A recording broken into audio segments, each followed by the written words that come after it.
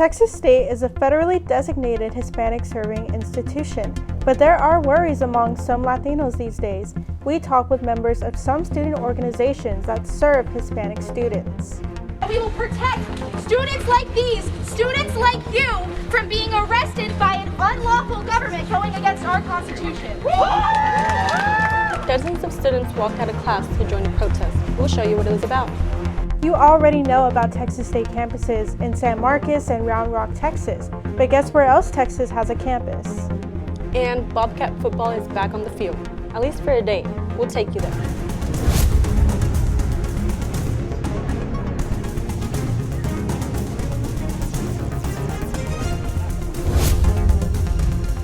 Hi, and welcome to Bobcat Update. I'm Janie Lee Rodriguez. And I'm Felicity Guajardo. We're glad you could join us. More than half the student population at Texas State is Black or Hispanic. The Department of Education lists us as a Hispanic serving community. But these are tense times for members of the Hispanic community. The University Star reported that 2 students recently had their immigration status changed. That could lead to them being deported. I spoke with some leaders in the Hispanic community this week. Texas State University is a Hispanic serving institution. But since the passing of Senate Bill 17, eliminating DEI programs, and new immigration policy, what could HSI initiatives look like in the future?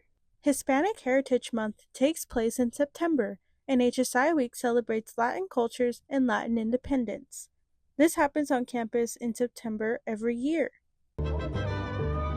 where some students dance folklorico and others enjoy Texas State mariachi.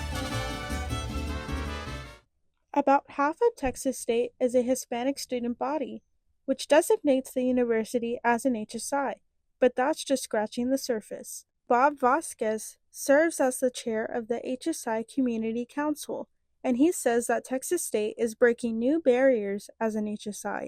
What distinguishes us is we're trying to be a Tier 1 research university. That's very unusual for a group of HSIs. So the students here are not at your traditional HSI. They're at an HSI R1, and there are less than 25 of those in the country. Hispanic culture at Texas State has been booming over the last year, and Latin organizations on campus are dedicated to uplifting each other. Hispanic groups on campus have made their voices clear on immigration policy, standing with Latinx communities. President of Latinas Unidas, Michelle Ariano, says the goal is to empower Latin voices. My dad immigrated here from Mexico. So it kind of really hit like close to home. Our goal as an executive board is for the members, like anything that they're going through, like we try to find a way to help them. Even if it's coming out with a statement, voicing our concerns, if that can help them in any way, then we're going to do that. Power to the people, no one is illegal. Along with immigration concerns, DEI offices have closed in Texas universities, which has paused programs like the Monarch Center for Immigrant Students. Faculty that ran the program declined for an interview. These concerns have hit home for a lot of the student body, but Vasquez says that he doesn't see HSI initiatives being impacted by legislation. It's when you start discriminating on the basis of race and denying people opportunities, that's when the legislation is already there to outlaw that. For Bobcat Update, I'm Felicity Guajardo. Dozens of students walked out of class last week to march to administration building for a protest. Free, free Palestine! Free, free, free Palestine! Free, free Palestine! Free, free Palestine! The students identified themselves as being with the Young Democratic Socialists of America. They were there to protest immigration enforcement and, as you heard, what they view as overreach by Israel in Gaza. Hamas fighters from Gaza attacked Israel on October 7, killing more than 1,200 Israelis and taking 251 hostages. Israeli military attacks since then have killed more than 50,000 Palestinians, according to the Gaza Ministry of Health. The students met at the free speech area and walked to the J.C. Kellum Administration Building. They demanded that the university make campus a sanctuary from immigration agents. The students say no one should be targeted for exercising their free speech rights. Students and others also made their voices heard at the San Marcos City Council meeting last night. Council members were considering a resolution to support a ceasefire from Israel in Gaza. The vote was just symbolic. It wouldn't have any impact on the conflict. Most voices in the audience were in favor of the resolution. There was a controversy last week at another protest. This time, it involved some of the buses some of us ride around campus. On Saturday, April 5th, millions of people gathered in cities around the country to protest President Trump and Elon Musk, including at the state capitol in Austin. Social media posts showed people arriving at the protest on Texas State-branded buses. One state lawmaker commented, criticizing Texas State for supporting the protest. But those protesters weren't from here, and university leaders didn't know anything about it. The company that owns the buses rented them out to the group. Texas State President Kelly Dampus has asked to change the contract. He wants the company to get permission anytime they use Texas State-branded buses for anything not related to the university. Hey Felicity, did you know there's a third Texas State campus in Mexico? I did, but I don't know much about it. I didn't either. We talked with a leader from the Mexico campus. She visited San Marcos last summer. Texas State is crossing borders, literally. I spoke with Professor Alejandra Strong, who said this move is more than just academics. It's about opportunity and building a global Bobcat community. So my daily routine varies. So usually Monday, Wednesdays, and Fridays, I do a lot of administration. That is supervising, for example, faculty. This is one of my main roles here at Alicia Education Hub. I oversee the entire faculty body. That means a lot of work. At the same time, I'm also a professor. So Mondays and Wednesdays and Fridays, I do administration, but Tuesdays and Thursdays, I also teach. Classes for Texas State University will begin in the fall, so that is August 2025. Alicia Education Hub is located in Querétaro. This is the central part of Mexico. It is located very close to Mexico City. It's just like a 2-hour drive from Mexico City. It's north of Mexico City, which means that we're in the heart of Mexico, right? It is a very safe state. It's a state that's growing rapidly in terms of companies setting up their headquarters or factories in Querétaro. So we need a lot of qualified professionals who can work for those industries. Alicia Education Hub was established by our president, Mr. Ricardo Gonzalez, a few years ago. In 2017, we started with Arkansas with the idea of bringing world-class education to Mexico. And by world-class, I mean the American educational model.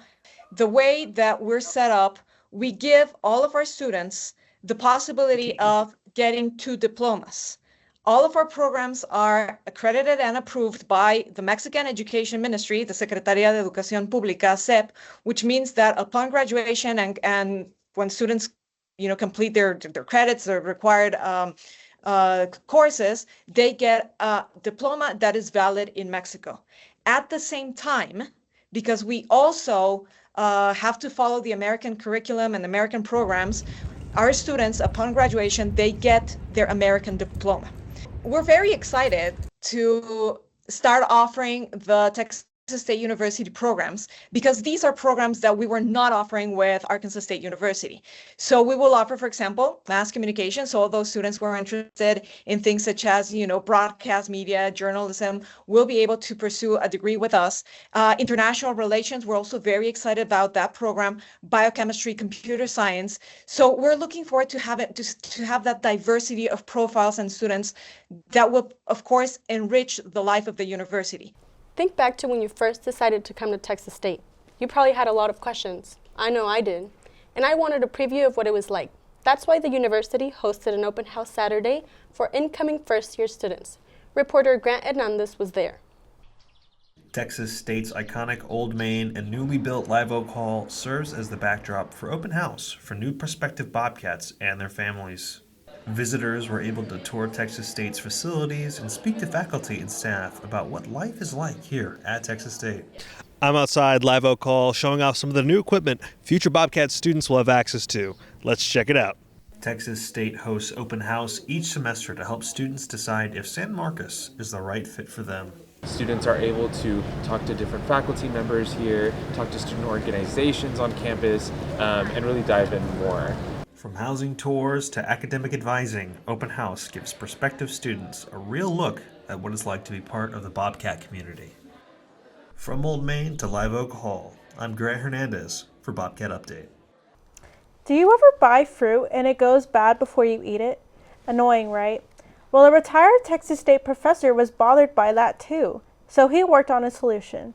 He was just one of many people at a different open house earlier this spring, one to showcase the research happening around campus. Here's what I learned. Hey guys, today we're at the Texas State Division of Research Showcase, where we have faculty and undergrad students presenting their findings to the Texas State community. Follow me. In February, Texas State hosted a research conference for students and faculty to present their findings, some even bringing interactive displays. The room was visited by many university officials, including Dr. Shriek Mandayam, the VP of Research at Texas State, who says that the university is one of the most diverse research schools. The showcase today is to see what impact that research has on the general public. So this is our inaugural research showcase where we have invited faculty from across the university to tell us what they're doing in their various areas.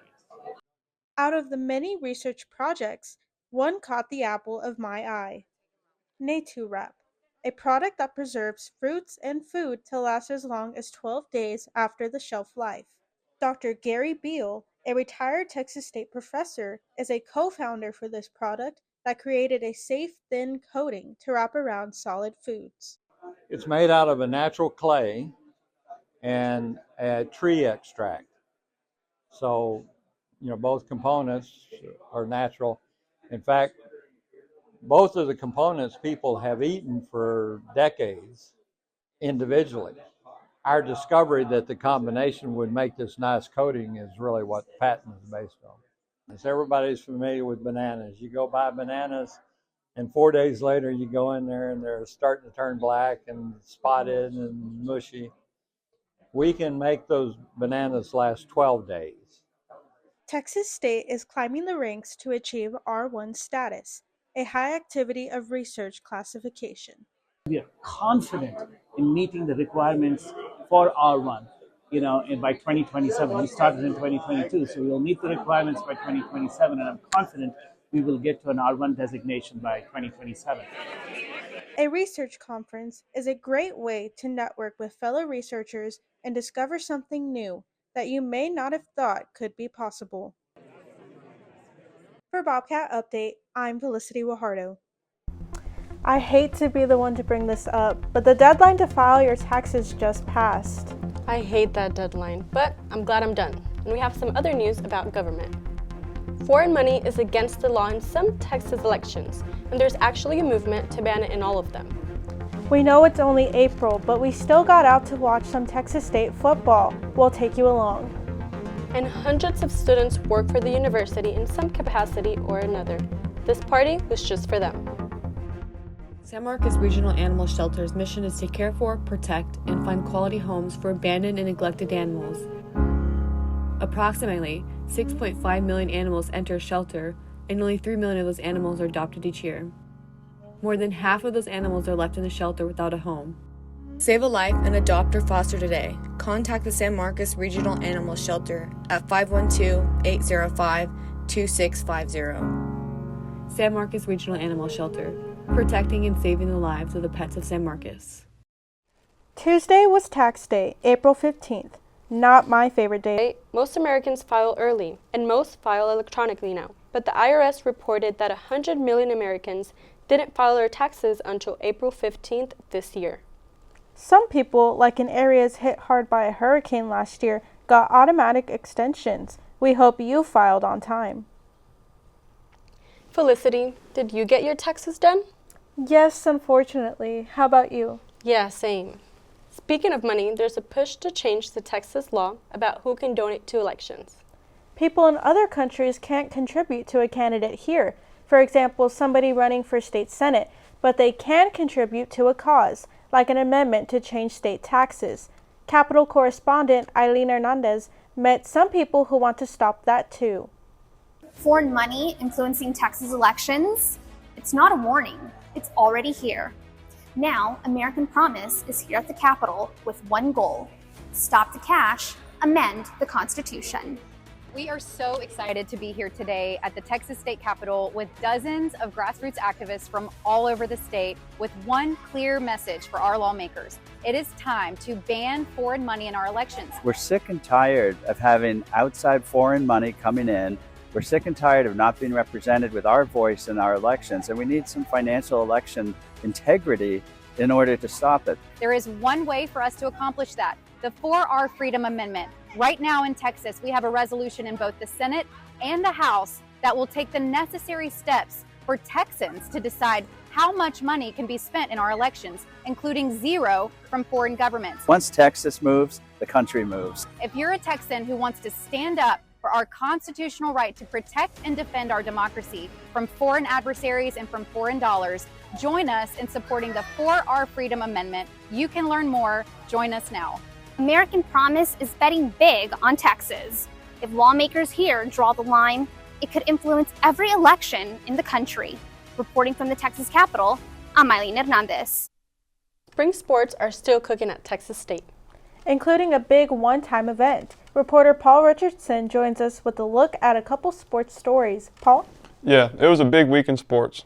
The spring football scrimmage took the field over the weekend.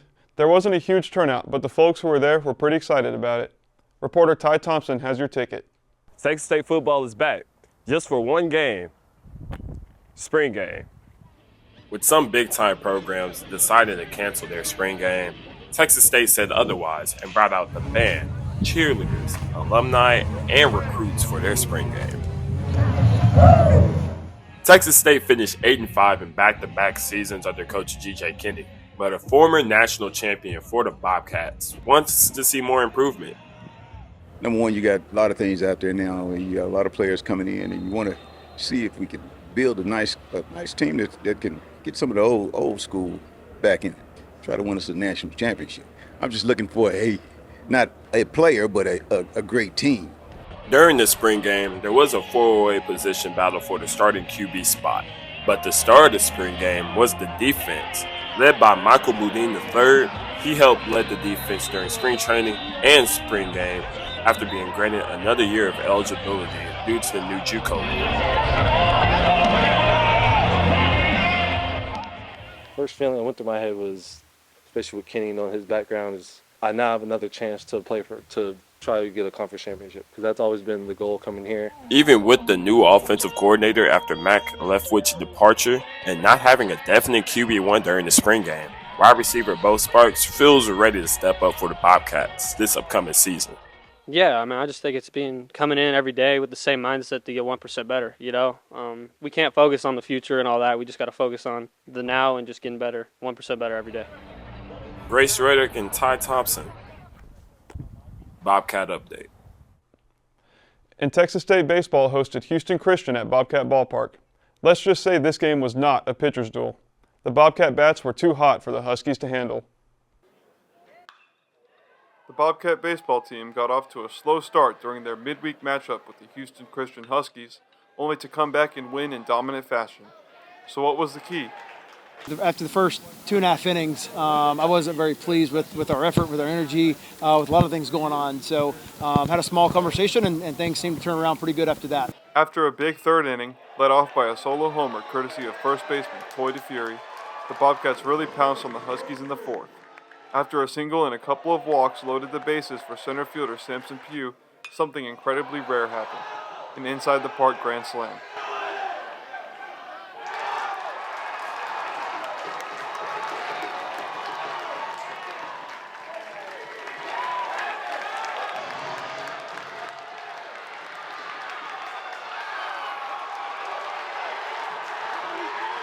Coach Steven Trout had a lot of praise for his slugging center fielder after the game. Just, he grinded all year long. He works extremely hard. He probably out-hits anybody in our team as far as, he's always hitting the cages, getting extra work in. So you're not going to outwork Samson Pugh. And for guys like that, it usually works out in their favor. And it's always easy to write his name in the lineup because, he's put the effort and the time in. But, yeah, he's been carrying us the last few weeks. The vibes were high in Bobcat Ballpark throughout the night as the Bobcats continued to expand on their lead inning after inning, hit after hit. eventually winning the ballgame 9-3. The Bobcats will head to Alabama this weekend to face a dangerous South Alabama team, but based on this performance, they shouldn't have too many issues in Mobile. Janely, you may remember that the Bobcats baseball beat the Texas Longhorns up at UFCU Disch-Falk Field a couple weeks ago. Well, Texas State hosts the Longhorns here next Tuesday, and you can still get your tickets to that game. It would be epic if we could beat Texas again. Thanks, Paul. Another event had dozens of students, not thousands, but these folks have a special relationship with the university. It was a packed house at the LBJ Ballroom as President Dampus joined the crowd to celebrate student workers. Student employees were treated to food, games, and fun at the Spring Student Employee Reception, a chance to say thanks for all their hard work. From giant Jenga and Connect 4 to custom keychains, there was something for everyone. And for those feeling glam, a rotating camera station gave them the full red carpet treatment. Students who were ready to take the next step also had the opportunity to visit a booth that was offering internships and connections with possible employers on campus. That's all we have for this edition of Bobcat Update. We really appreciate you joining us. Watch the space for more news by students for students. We hope you have a great day.